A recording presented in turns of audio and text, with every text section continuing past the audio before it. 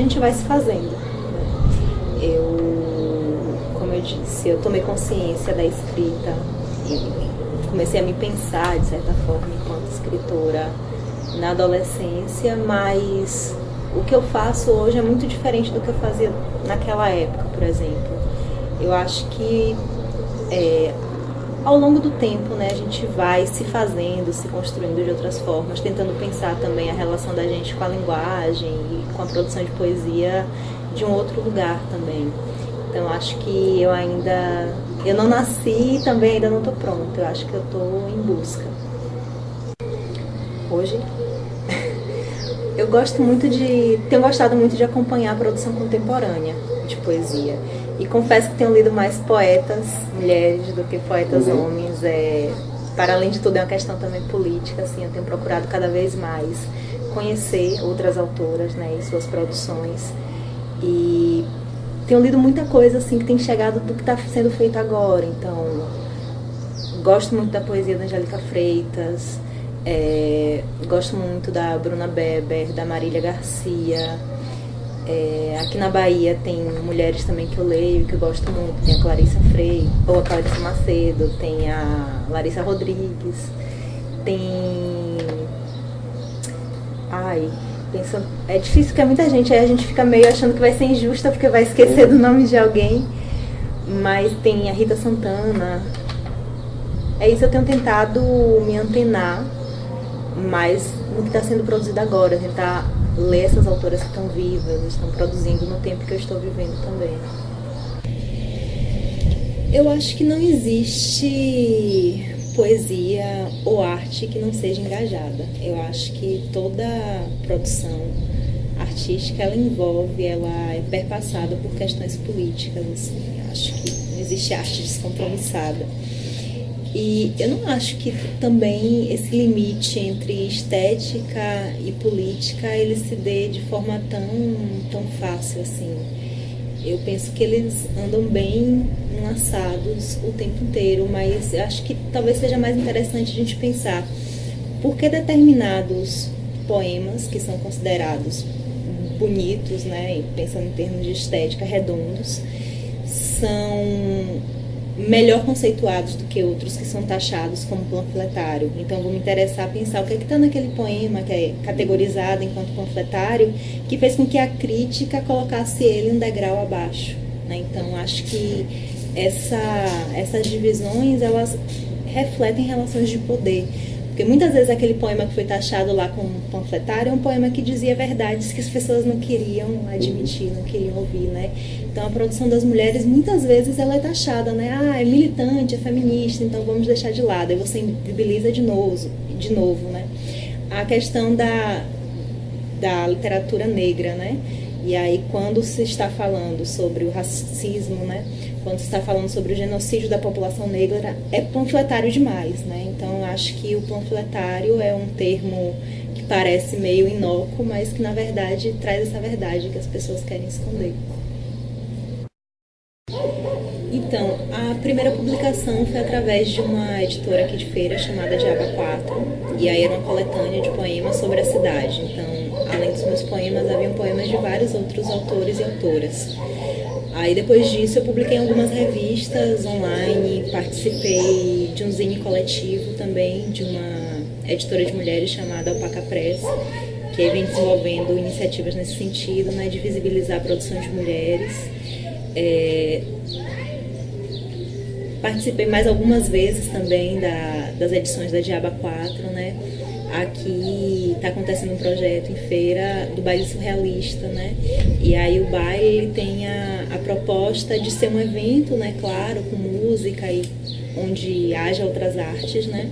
Artes visuais, tem exposição de fotografia, de pintura, mas também tem a publicação de um livro que tenta dialogar com as disciplinas esotéricas, né? Então, houveram 2 coletâneas até agora, né? Uma coletânea inspirada no tarô e a outra inspirada na astrologia medieval. Então, eu publiquei nessas 2 coletâneas, né, tentando pensar a literatura a partir desse outro lugar também. E já participei de algumas performances, né, e leituras inclusive junto com o Diaba 4, né, fiz uma intervenção com Larissa Rodrigues no lançamento de uma das coletâneas. Fiz ano passado também parte do projeto de Karina Rabinovich aqui em Feira, que foi o Levitação de Poesia, e aí era um projeto mais de leitura, mais tentando pensar a interferência das artes visuais, né? Eu acho que foi isso, assim, até agora. Então, olha, eu não acho que a gente tenha mais autores e autoras do que leitoras. Porque se a gente for observar mesmo nos últimos anos, a gente tem tido um crescimento vertiginoso, assim, do consumo de livros de poesia. A gente pensar no Leminski, né? Ocupar durante meses o primeiro lugar, né, dos mais vendidos. A Ana Cristina César também, né, passou por um fenômeno parecido quando foi reeditada pela Companhia das Letras, a Hilda Hilst. E aí você tem a Rupi, né, que é um best-seller mundial escrevendo poesia, né? Então acho que as pessoas elas têm consumido a poesia. E eu acho que se a gente for pensar, né, talvez seja interessante a gente pensar por que esses autores e autoras estão vendendo agora, né? Estão tendo mais visibilidade, estão sendo mais consumidos. Eu arrisco a dizer que eles conseguem colocar a poesia em um lugar onde ela se aproxima mais da experiência do cotidiano, né? Então, a Rupi, ela traz muito sobre a vivência que todas nós mulheres temos, né? De violência, enfim, de cura, do processo de autoconhecimento. Então, eu acho que quando a poesia ela consegue tocar em alguma questão que faça parte, né, do que a gente está vivendo agora, ela vai chegar nos seus leitores, assim. Agora, pensando na questão da disseminação, acho que tem vários projetos que podem auxiliar, né, promover isso, assim. Eu sou professora, então sou professora de história, mas nas minhas aulas de história eu sempre trabalho com literatura. Eu acho que isso já contribui, né, para uma formação de público leitor. Tem o Leia Mulheres também, né, que é um projeto que é um clube de leitura que visibiliza a produção de autoras, né? E eu acho que essas iniciativas, né, que estão crescendo também, além do Leia Mulheres, tem vários outros clubes surgindo, né? O Lendo Mulheres Negras, que estão aí, que vai ajudando, né, tanto a formar esse público leitor, quanto fazer com que as pessoas tomem conhecimento de outros autores, né? Eu acho que é meio que você falou antes, né, sobre nascer ou se fazer poeta. Eu percebo que ao longo do tempo eu tenho me tornado a cada dia mais autoconsciente, né, dos procedimentos. E aí uma série de coisas tem interferido nisso. Claro que no princípio era a questão da inspiração, né, até porque a gente, enfim, tem o que ensinam pra gente sobre a arte, sobre a escrita, é que ela é fruto dessa inspiração que vem de não se sabe onde, mas que chega, né, até o autor e autora, e que acaba sendo transmutada ali, né, em palavras. Então eu tinha meio essa visão romântica, né, lá na adolescência. E aí, com o passar do tempo, fui percebendo que a escrita ela é, antes de tudo, um exercício, né? E aí eu acho que eu fui tomando mais consciência, à medida que o tempo foi correndo, dos processos que envolvem, né, o fazer poético, dos procedimentos que eu posso lançar a mão, e tentando também pensar nisso através das pessoas que eu leio, né? Então, a Angélica Freitas, por exemplo, que eu citei, né? Ler a poesia dela e pensar quais os procedimentos, quais os recursos, né, técnicos que ela usou para construir aquele poema, né? Então, eu tenho feito muito esse exercício também, de pensar como as outras autoras que eu leio, elas escrevem. Eu acho que ter participado de algumas oficinas, é importante falar isso, do Escritas em Trânsito, que acontece em Salvador, né, um projeto da FUNSEB, me ajudaram muito a ter essa outra percepção, né, sobre a escrita. O Escritas é um projeto que promove, né, o diálogo entre autores e autoras com autores aqui da Bahia. Então, era um ciclo de oficina onde a gente tomava conhecimento, né, do processo criativo de cada um dos autores convidados. Esse ano mesmo teve a Alice Ruiz e a Natália Borges participando, né, do projeto. Eu consegui ir na oficina da Natália, mas já tenho acompanhado, assim, sempre que eu posso eu vou participar das oficinas, porque eu acho que é uma iniciativa que promove essa espécie de profissionalização, entre aspas, né?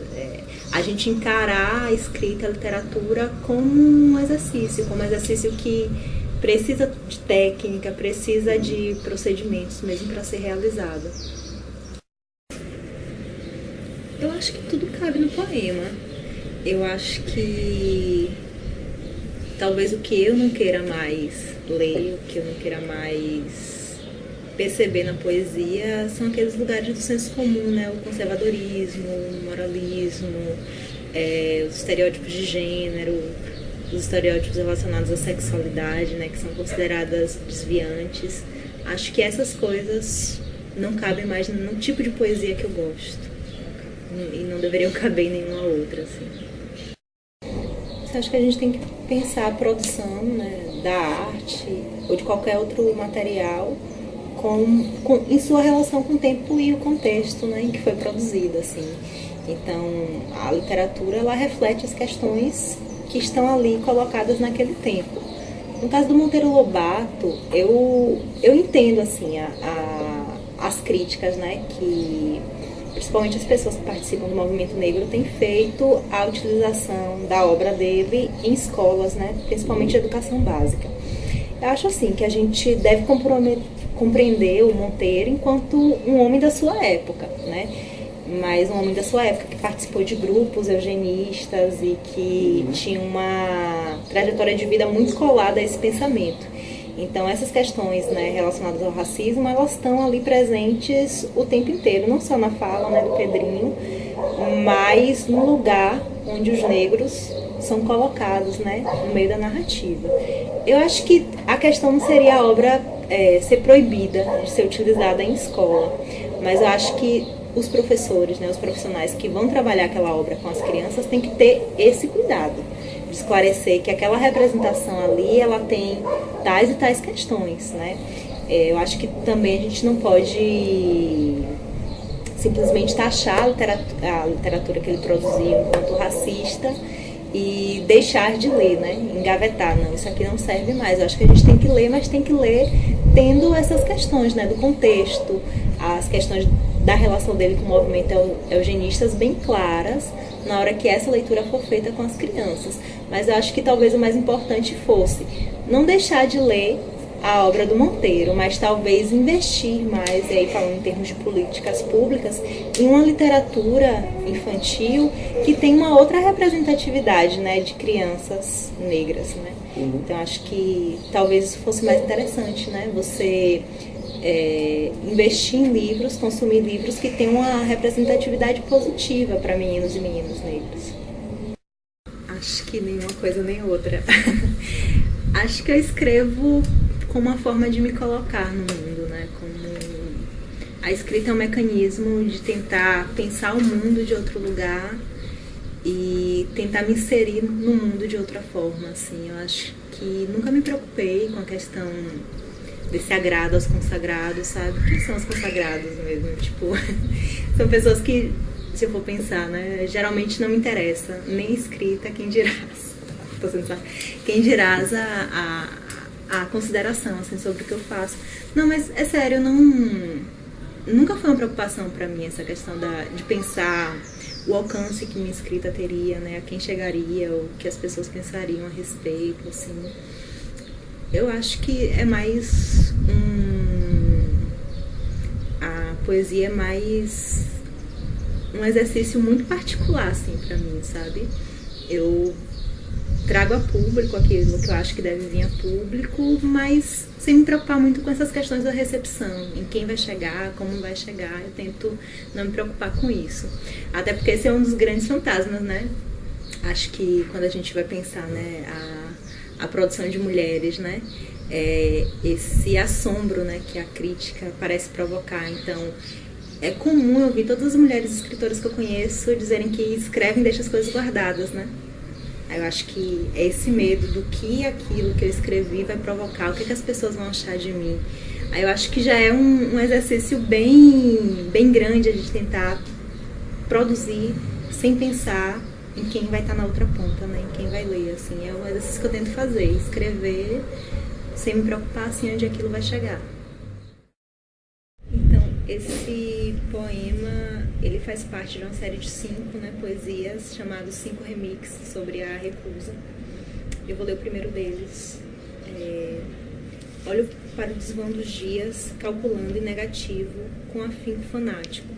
O instante que não creia mais, um acúmulo dos livros na estante, dos filmes, discos, lugares e listas de coisas intermináveis que devo conhecer, de passado tudo, tão inútil agora, que guardamos enquanto nos perdíamos a sós entre cidades, sem correspondência ao endereço conhecido, e ainda reconhecendo assim que creio que acumulei demais os nãos que ficaram entre os dentes e que continuam a me rasgar feito pedra, embora me recuse, com a mesma alegria e ferocidade, a continuar me perdendo no que já não me cabe mais nas mãos ou no peito. Mari, tá gravando? A gente falando mal do povo. Eu vou botar no final dos créditos você falando mal. Ela tá ganhando dinheiro, bela arrecadado lá. Porra, velho, eu passei. Mas ela tá ganhando dinheiro. Vocês vão editar esse vídeo aqui, Ficou gravado viu? pra eternidade. Olha, ano que vem. Como elogio. Olha,